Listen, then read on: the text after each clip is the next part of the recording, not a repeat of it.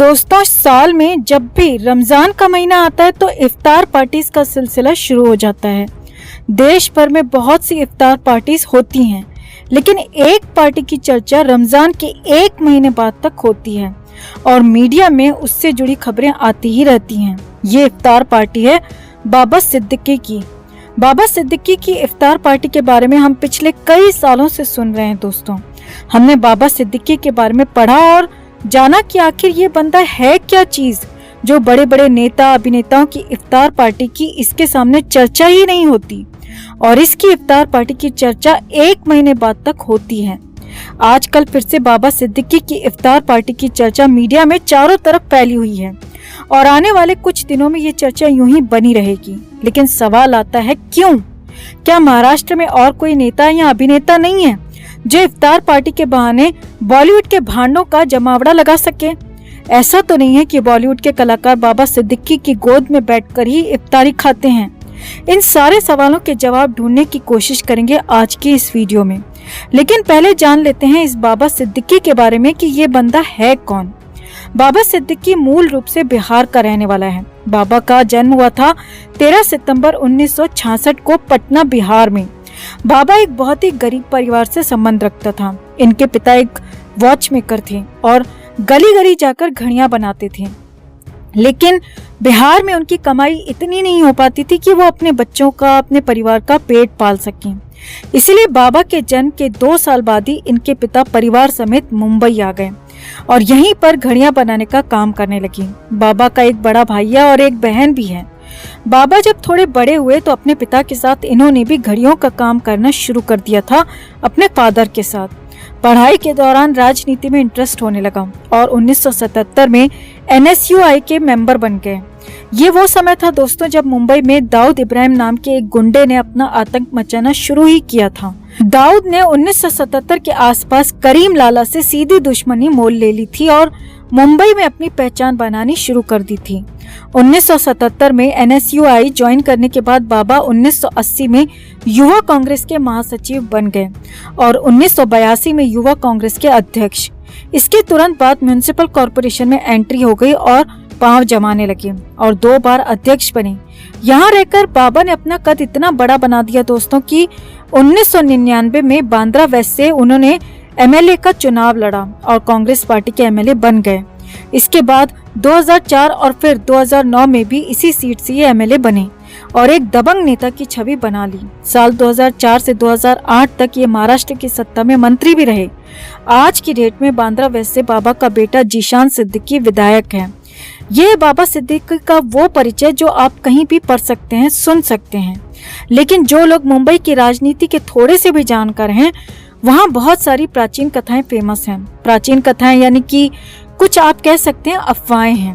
बाबा के बारे में काफी सारी बातें होती हैं जो गूगल पर आपको कहीं पढ़ने को नहीं मिलेगी। बाबा के बारे में कहा जाता है कि इनकी राजनीतिक शुरुआत बांद्रा से हुई और बांद्रा में ही ज्यादातर फिल्मी हस्तियां रहती हैं। जिस समय ये राजनीति में पैर जमाने की कोशिश कर रहे थे और इनका थोड़ा बहुत नाम भी हो गया था, तो इनकी जान पहचान हुई पुरानी फिल्मों के एक्टर दिलीप कुमार से। दिलीप कुमार वैसे तो बहुत बड़ा नाम है, लेकिन उनके बारे में ये भी अफवाह है कि वो पाकिस्तान के समर्थक और जासूस थे और दाऊद से भी उनका खासा याराना था। खैर, इन्हीं अफवाहों में ये भी बात है कि दिलीप कुमार ने बाबा को दाऊद इब्राहिम से मिलवाया और दाऊद से दोस्ती करने के बाद बाबा का राजनीतिक कद कांग्रेस में दिनों दिन बढ़ता चला गया।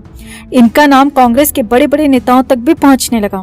दाऊद से दोस्ती के कारण ही इन्हें कांग्रेस की युवा कमेटी का अध्यक्ष बनाया गया। उसी दौरान बाबा की दोस्ती हुई सुनील दत्त से और सुनील दत्त के बाद संजय दत्त से दोस्ती हुई। संजय दत्त के बारे में भी ये अफवाह उड़ती रही है कि उसका दाऊद के साथ या बाकी अंडरवर्ल्ड डॉन के साथ आज भी संबंध है। एक तरफ बाबा दाऊद का खास बन चुका था तो दूसरी तरफ संजय दत्त दाऊद का सबसे खासम खास था। बस यही एक वजह थी कि संजय दत्त और बाबा की दोस्ती बढ़ती चली गई। संजय दत्त ने बाबा की दोस्ती करवाई सलमान खान से। सलमान के बारे में भी अफवाह उड़ती रही है कि ये भी अंडरवर्ल्ड का खासम खास है और बॉलीवुड में अंडरवर्ल्ड के गुर्गे के रूप में काम करता है। इसके बाद बाबा MLA बना और उसका कद बढ़ता चला गया और मंत्री बनने के बाद तो बाबा किसी CM से कम पावर नहीं रखता था। कहा जाता है कि बाबा दाऊद का इतना ज्यादा खास बन गया था कि उसके सामने संजय दत्त भी कुछ नहीं था। यही वजह रही कि दाऊद के महाराष्ट्र में जितने भी काले धंधे होते थे वो सारे बाबा की मदद से ही होने लगे। दाऊद पाकिस्तान और दुबई में बैठकर मुंबई और पूरे बॉलीवुड पर राज करता रहा। ड्रग्स, हथियारों की तस्करी, एक्सटॉर्शन मनी लेना, हफ्ता वसूली और मानव तस्करी, ये सारे काले धंधे दाऊद पाकिस्तान से बैठा बैठा ऑपरेट करने लगा।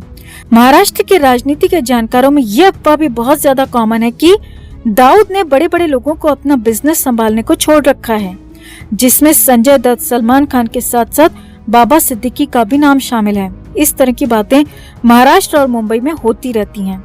सच्चाई क्या है वो आप अपने विवेक से खुद डिसाइड करें दोस्तों। कहा जाता है कि बॉलीवुड के कलाकारों से एक्सटॉर्शन मनी लेने से ड्रग्स की सप्लाई तक का काम बाबा खुद अपने सामने कराते हैं। दाऊद के सारे धंधों की जिम्मेदारी बाबा के कंधों पर आई तो बाबा का रुतबा बढ़ता चला गया और बाबा मुंबई का सबसे पावरफुल इंसान कहलाया जाने लगा। इसी के साथ सिर्फ बॉलीवुड ही नहीं बल्कि महाराष्ट्र की राजनीति में भी बाबा का दबदबा इतना ज्यादा हो गया था कि बड़े बड़े नेताओं की औकात नहीं होती थी कि बाबा को सामने से कोई सवाल कर सके, क्योंकि बाबा के हाथ में दाऊद इब्राहिम जैसा बड़ा डॉन था।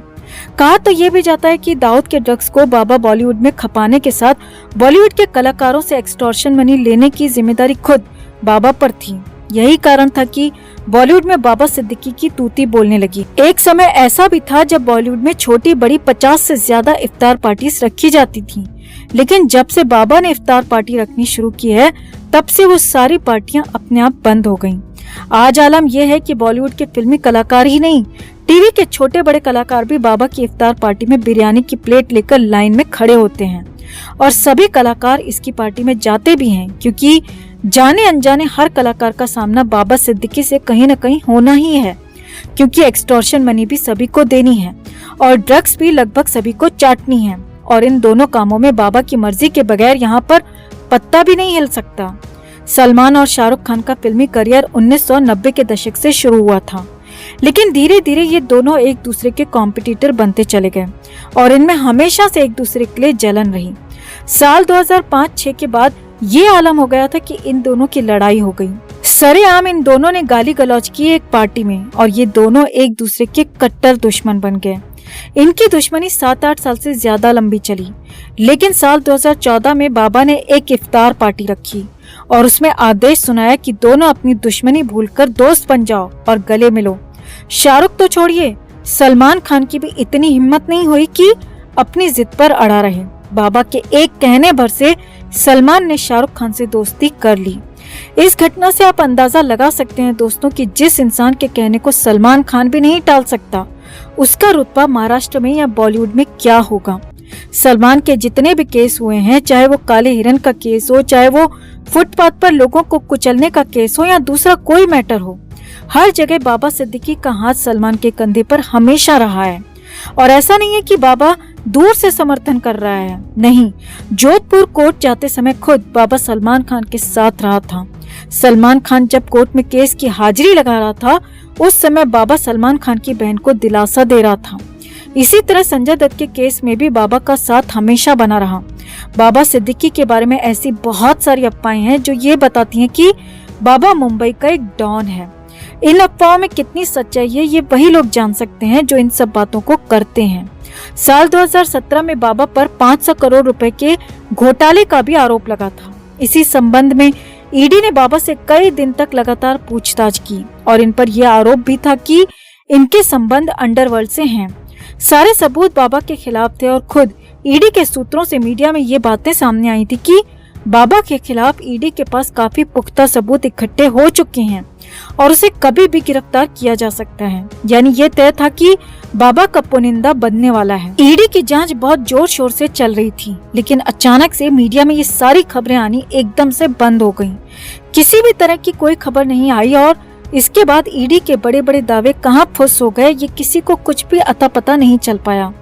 कहाँ तो 2017 में बाबा गिरफ्तार होने वाला था और कहाँ आज 6 साल बाद 2022 में उस केस का या उस 500 करोड़ के घोटाले का कहीं भी किसी भी तरह का कोई जिक्र नहीं है।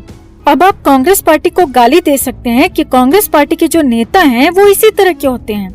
तो उससे पहले हम आपको बता दें दोस्तों कि 2014 से 2019 तक भाजपा के देवेंद्र फडणवीस महाराष्ट्र के सीएम थे और ये जो घोटाला हुआ था, ये जो घोटाले की बात मीडिया में आई थी या ये जो ईडी की जांच हुई थी, ये 2017 में हुई थी, यानी भाजपा के शासनकाल में।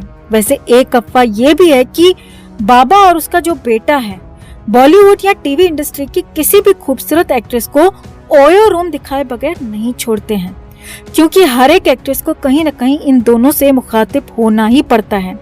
वैसे बाबा सिद्दीकी के रुतबे का अंदाजा आप इस बात से भी लगा सकते हैं कि अगर बाबा ने किसी कलाकार को, किसी बिजनेसमैन को या किसी नेता को पार्टी में आने का न्योता भेजा है तो उस कलाकार की या उस इंसान की इतनी हैसियत नहीं है कि वो इस इफ्तार पार्टी में आने को मना कर सके।